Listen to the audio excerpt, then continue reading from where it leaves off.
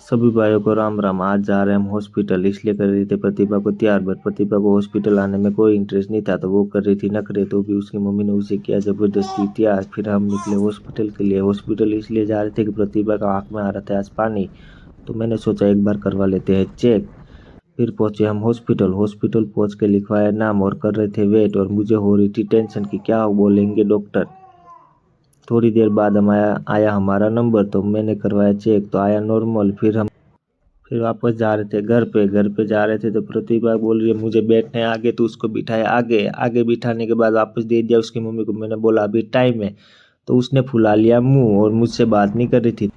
फिर रास्ते में दिखे मुझे तरबूज, तो मैंने सोचा सीजन के फर्स्ट तरबूज है तो क्यों ना ले लेते हैं, तो हमने लिए फिर तरबूज लेके हम जा रहे थे। तो बीच में आई ठंडे की दुकान, तो उसकी मम्मी बोल रही हमें पीना है ठंडा, तो हम गए ठंडे की दुकान पे। और प्रतिभा को भी पीने का मन हो रहा था, तो प्रतिभा ने भी चखा, बट उसे पूरा पिलाया नहीं। फिर पी के हम निकले वापस घर की तरफ।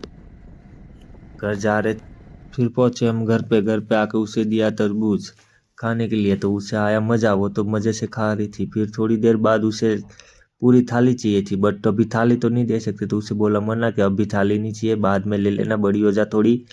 उसके बाद यहीं पे ब्लॉग हमने किया ख़त्म।